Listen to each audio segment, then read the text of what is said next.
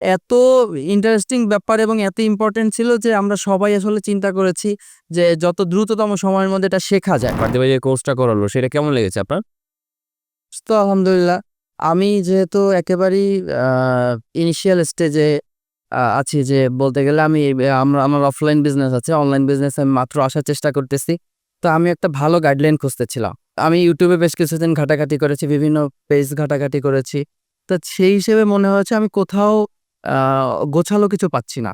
একটা পর্যায়ে গিয়ে যখন আমি এই কোর্সটাতে অ্যাটেন্ড করলাম তখন তখন আমি দেখলাম যে এখানে আমি সাজানো গোছানো এবং বুঝতে পারতেছি এমন কিছু পাচ্ছি, এবং আলহামদুলিল্লাহ আমি এখন কিছু কিছু বুঝতে শুরু করেছি।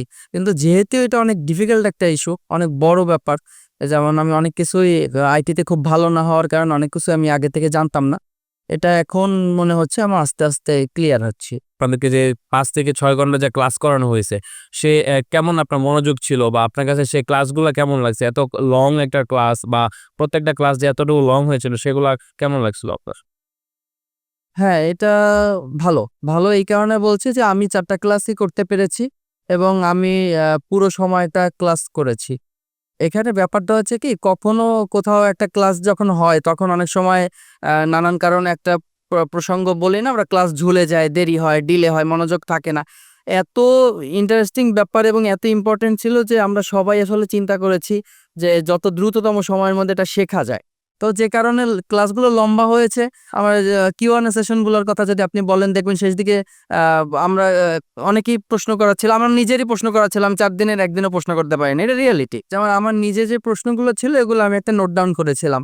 তো অন্যান্য যারা ছিলেন, আমি যখন দেখলাম যে একই প্রশ্ন এসে গেছে বারবার, একই প্রশ্ন বারবার আসার ফলে আমার মনে হয়েছে যে আমি তখন অ্যান্সার পেয়ে গেছি। আপনাদেরকে তো আজকে একটা এক্সাইটিং জিনিস দেওয়া হয়েছে। যেটা হচ্ছে ভিআইপি অ্যাক্সেস কার্ড।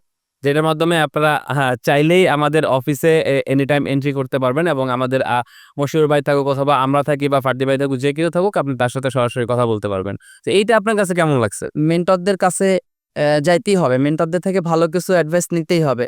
তো সেই প্রেক্ষাপটে আমার মনে হয়েছে যে আরেকটু কথা বলার জন্য হলো বা টিম ওয়াইজ যদি এটা করে দেয়া যায় যে ঠিক আছে আপনারা ৫ জন ৫ জন করে একটা শিডিউল করে দেয়া যায়, অফিসে এই সময় আসবেন, আমরা কথা বলব। সেইরকম একটা জিনিস হলে আমার মনে হয় দুর্দান্ত হবে।